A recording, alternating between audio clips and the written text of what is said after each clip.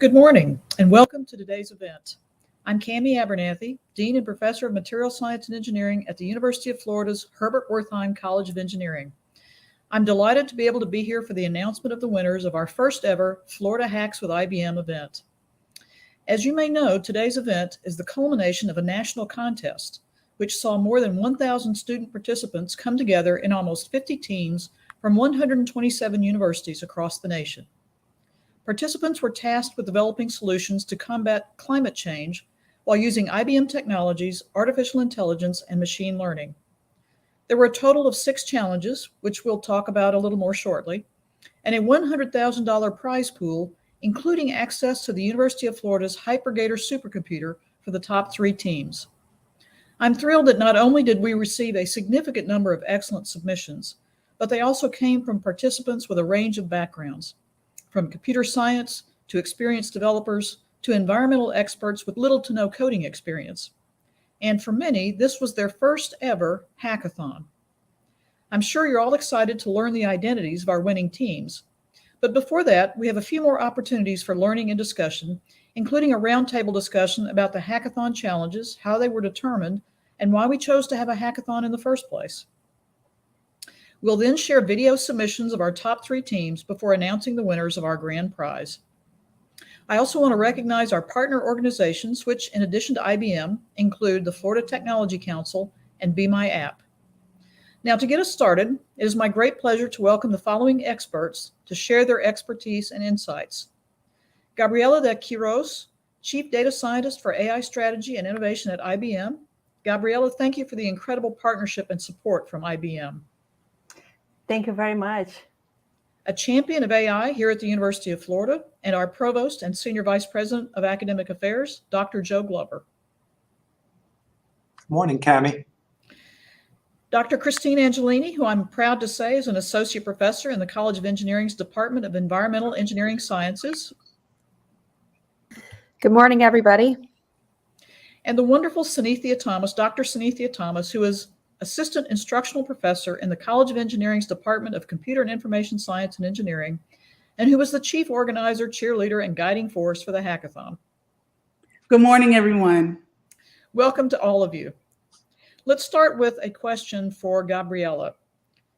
Why did we do this hackathon, Gabriela? Why was IBM interested in partnering with the University of Florida?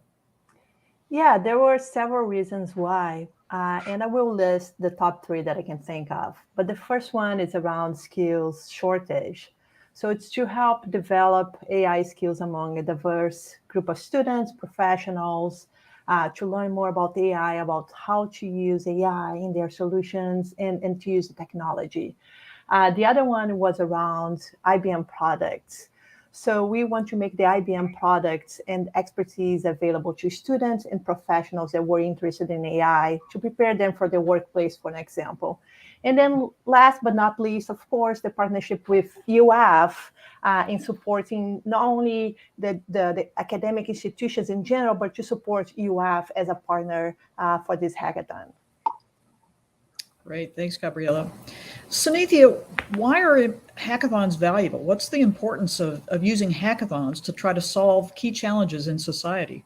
Absolutely. I just want to level set and start off with the purpose of a hackathon.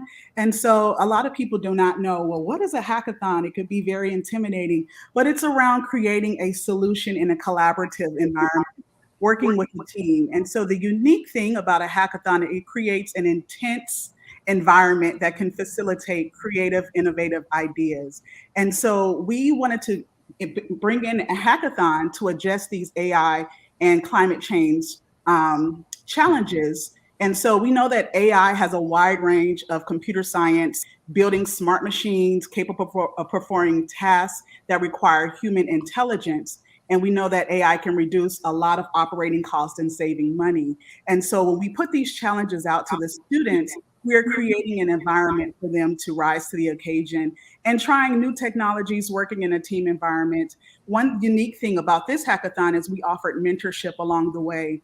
And so students were able to work with mentors, more senior level computer scientists to help them build their projects. Great. It seems like this hackathon managed to reach a lot of first-time hackers and a more diverse, broadly diverse population. How was that accomplished? That was purposeful. We set out to reach those that were normally non-participants of hackathons. And so one of our main missions was to reach those who were not necessarily in computer science. We made a mission to reach those in different disciplines. We wanted to have a diversity set of participants, because a lot of times you have your computer scientists or it's male dominated. And so we wanted to expand that reach. And that was really our main mission, is to communicate that this hackathon is for all. Even if it's your first time hacking, we welcome you, because we can partner with you with a team, as well as partner with a mentor for you to help with your project. And so we were very successful because we had a lot of first-time hackers this time. So I count that as a win. Excellent. That is a win. Joe, under your leadership, UF has identified AI as a key to the future, integrating this topic across the entire campus. Why did you launch such an aggressive campaign around artificial intelligence? Well, I think that this is very important to the University of Florida, and Sunithya actually captured in the context of the hackathon the philosophy that we're adopting on campus, which is a notion of AI across the curriculum. That AI is going to be important to every human endeavor and every area of inquiry. It's not just for computer scientists, it's for everyone, the biologists, the mathematicians, the physicists, the sociologists. And so I think it's a wonderful thing that this hackathon has taken several real world problems and is applying the technology of artificial intelligence to their solution. So this is entirely consistent with the University of Florida philosophy to really spread AI across the entire curriculum. It's going to be one of the basic tools for the future for everyone. And so once again, I think that this hackathon is a wonderful first step towards making that philosophy real and moving it from academia into the real world. Thanks, Joe. Gabriella, from IBM's perspective, what role do you see AI playing in researching and solving solutions for today's issues? Yeah, and I will take a more like a general approach, not from only IBM perspective, but as general, right? We all talk about AI all the time, and sometimes we think that AI is just very futuristic and robotic thing, which is like AI is all over us. If you look around your house, AI is running, right? So there are a lot of things that we couldn't do before because we didn't have like computer capacity, or we didn't have mostly computer capacity to do things, even though AI, it's like an old field of study. So there are a lot of issues that we couldn't solve and work on in the past, like computer vision is one example. And nowadays we can go and see X-rays images and analyze this type of image, videos, and a variety of like new challenges, or not even new, old challenge that we had, but now we can solve through AI. Great. Christine, the challenges that were selected for this hackathon were rather specific to the environment, and not everyone would necessarily make the connection between AI hackathons and the environment. Explain to us why this makes sense and why these challenges that were specific to the environment were chosen. Sure. I think that there's a huge frontier of growth in the use of artificial intelligence and advanced data analytics to work on environmental challenges. And the reason is that there's some very rich and data-dense data sets for those that are advanced in computer science and analytics to work on, but that haven't been worked on sufficiently yet. And if our environmental applications have huge implications for how all of us live on this planet right now in the context of sort of the climate change that we're already experiencing, but also in the future with sort of future climate change. And we really need to harness kind of the power that's embedded in the data that we have about the environment to better understand it, understand how to adapt to it, and live more sustainably in the future. So I think this was a really sort of targeted, intentional focus of this hackathon to really set, both the University of Florida, but all of those participants on a path towards working on these big environmental challenges that face all of us and all of society now and in the years to come. And I know that you've recently created a new center to bring data analytics and AI to bear on the environment. Maybe you just want to talk a little bit about the center that you've created and how the purpose fits with this hackathon. Sure. Thanks, Cami, for this opportunity to talk about the Center for Coastal Solutions. So this is a center that I direct here at the University of Florida, and we're deeply focused on exactly the topic of this hackathon, which is how do we harness what the data that we have currently at our fingertips that's being collected by state and federal agencies, local participants, academic entities. How do we integrate that diverse data in more sort of sophisticated and advanced ways to better understand the complexity of our environment? And we're particularly working on what causes changes in the quality of our coastal waterways. How is society responding to that? And how do we basically leverage our insights about the environment to improve the health and condition of our coastal systems, both for the kind of current generation and those to come? So we're sort of deeply focused on applying artificial intelligence for this particular environmental application. And we see that as kind of one element or one sort of slice of the broader pie that was tackled with this hackathon that had applications to fisheries, to waterway health, to ecosystem health, to power consumption. And so those are all kind of a broader portfolio of how the environment and human interaction with the environment can be sort of augmented through the use of artificial intelligence and data analytics. So totally in line and in lockstep with the direction we're heading with this program here at the University of Florida. Thanks, Christine. One of the purposes of a hackathon is to generate interest and raise visibility to get more people interested in pursuing careers in a particular topic. Joe, I know workforce development's been something that you've been talking about a great deal about AI. Maybe you could say a few words about the need for a more AI-enabled workforce in the future and how we're playing a role in helping to build that. Yeah, thank you, Cami. And I will say, and I do want to say that we're very, very proud to be able to partner with IBM to promote this hackathon, to organize it, and to get it going. And it's a real pleasure to see it being brought to fruition right now. One of the things we hope will come out of this hackathon is the stimulation of greater interest in AI and its applications to a variety of problems, both environmental and in other fields. And this is part of the University of Florida's strategy to really help the nation develop its AI-enabled workforce for the 21st century. This has been identified by the federal government as one of the real problems facing the United States right now, because we have not engaged with the development of an AI-competent workforce. And frankly, there are not a lot of strategies to do this at scale. We at the University of Florida think that we have a strategy to do that by teaching AI across the curriculum, by engaging with the other universities, the state colleges, and the K-12 system in the state of Florida, and with our recently executed Memorandum of Understanding in the SEC to have all of those universities engage in an AI-oriented curriculum. We think we are contributing and poised to contribute substantially to resolving the nation's problem to create the next generation AI-enabled workforce. Thank you, Joe. Well, as I noted at the beginning, we had quite a lot of interest in this hackathon. So the competition was pretty stiff. What distinguished the winning projects? What made them stand out?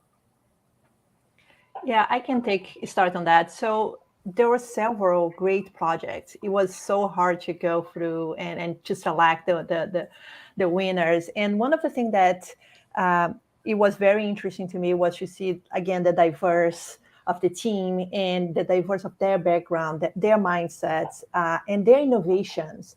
So for me, the innovation and how can they apply their solution to the real cases, that was something that stand out to me.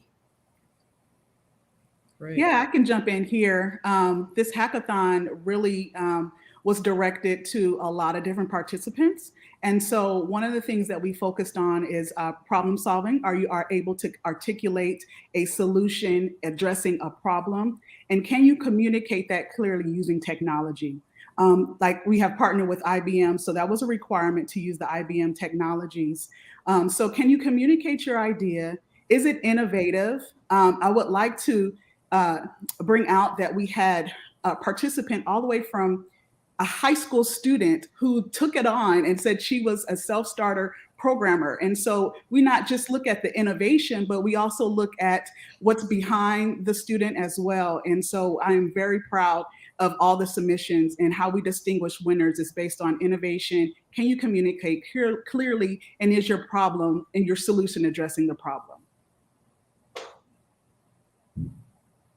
That's awesome. The fact that even high school students could participate is just terrific. Hopefully a new student eventually in the University of Florida studying AI across the curriculum. Well, with that, I think we will unveil the finalists, the winners. Let's watch the videos from the winning teams. Hello, we are Jewel Energy Incorporated. My name is Joseph Pacifici. This is Richard McCoy, Wei Qing Han, Jack Wu, and myself. We are all computer science students here at the University of Florida. Our problem that we have identified is wasteful power consumption in buildings, specifically in large-scale buildings, and we base this idea on the hackathon's challenge statement, number 4. Our solution to the wasteful power consumption is the Energy Eye. Energy Eye has both hardware and software components. We created a distributed IoT sensor system to collect sensor data in a room, and we also wrote a website to display sensor data to clients. To create the sensor, we used an ESP8266, an inexpensive microcontroller with Wi-Fi networking and cryptography capabilities. We programmed it in C++ using the Arduino CLI. We had to add the MCP3008 to measure analog temperature, light intensity, and ambient sound. Finally, we modeled and 3D printed an enclosure, as seen in the image or right here. For our server, we built it from scratch in C++ using the C++ REST SDK and ran it on an IBM Classic VPS. We added TLS using the Stunner reverse proxy and CircBot. We decrypted data from the sensor using bare SSL and used SQLite for our database. For our website, it consists of a login, sign up, dashboard, and homepage built using HTML, CSS, and JavaScript. For the graphs on the dashboard, we use the chart.js library to display our data, as well as give it other functionalities such as being able to zoom in and hover over specific values. We thank Dr. Thomas, our instructor, and Anurag, our TA, for assisting us in this project, as well as IBM for the free credits and the University of Florida for hosting this event. Thank you. Hi, we're Gator Gulf Energy, and I'm Allison Wu, and I'm a 4th-year computer science major. And for this project, I worked on the tech side. Hi, I'm Steph Stalzer. I am a 3rd-year digital arts and computer science major, and I worked on the tech stack and on the design. Hi, I'm Katie Lara. I'm a 4th-year Mechie, and for this project, I focused on the research side of things. Hi, I'm Caitlin Becker. I'm a 5th-year computer engineer, and I bridged the gap between the tech and research teams. As established in the project description, the vast majority of Florida's energy consumption comes in the form of carbon-emitting processes. Therefore, our project focuses on the viability of harnessing Florida's most powerful untapped resource, the Gulf Stream. More specifically, we researched and presented the effects of installing 10 tidal turbines off the coast of Jacksonville. On the data page, we have a map of Florida with a marker of the proposed impeller installation location, milepoint LB20. We also graphed expected power generation over time based on a proposal and found that about 4,000 homes could be powered per year and 7 million pounds of carbon emissions would be offset. The activity log page exists so that the viewer of our final product can get a sense of where our ideas came from and what we thought would be important at different points in the project. This page serves as a timeline of our process and documents our successes and our failures. For this project, our tech stack consisted of Express, React.js, and Node.js, and both of the front end and back end were deployed on a Kubernetes cluster. Hello, my name is Katerina, and I'm presenting on behalf of Jeremy, Upeng, Rose, and Manas for our hackathon project called Receipts. Our project focuses on the challenges of waste management. For example, in the US, 26% of methane emissions come from landfills. This powerful greenhouse gas is released as a byproduct of the composition of organic material when it is covered in landfills. To help prevent this anaerobic process, more care needs to be taken to separate and categorize various materials. Yet, recycling rates are pitifully low. Here in Alachua County, we had a 68% recycling rate in 2018, but across the state of Florida, counties are hovering around 49%. We believe that a public that is more aware of the recyclability of different materials can help reduce contamination and improve their life cycle of products purchased.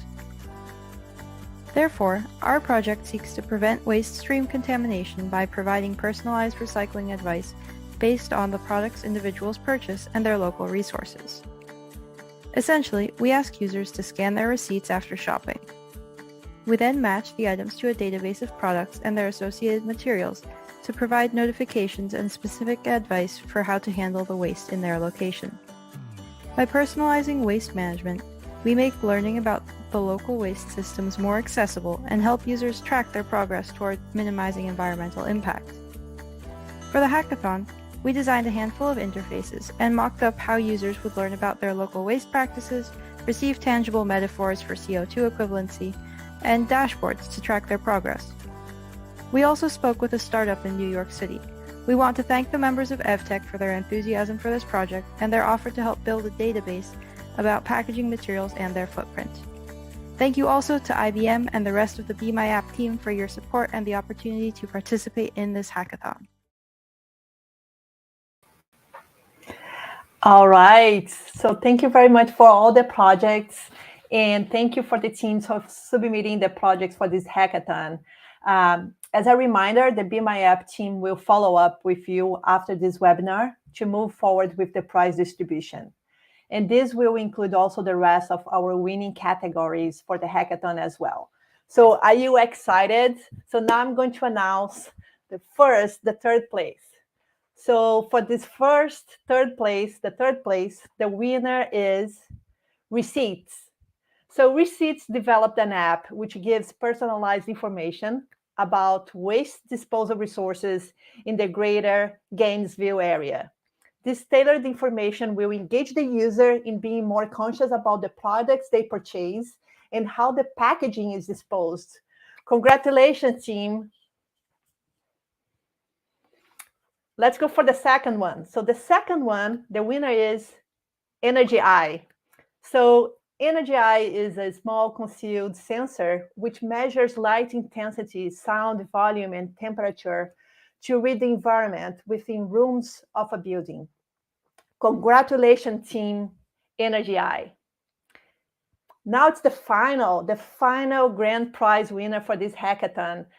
Again, I want to thank you all because it's been weeks, months of very, very, very hard work, and it was so hard to find, in the end, to find a winner for this prize, and it's a total of like $30,000. And the winner of this hackathon is the team Gator Gulf Energy.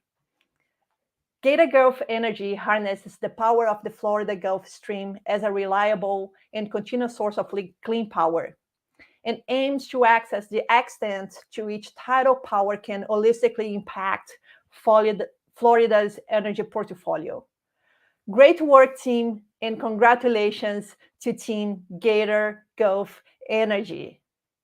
Again, I want to thank you all the teams that submitted projects to the hackathon. Thank you for your hard work that went into these solutions.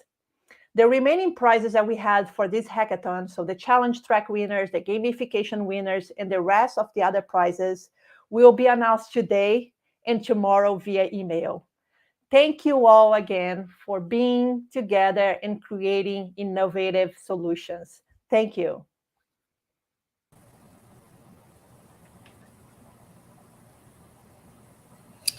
Congratulations to all the winners.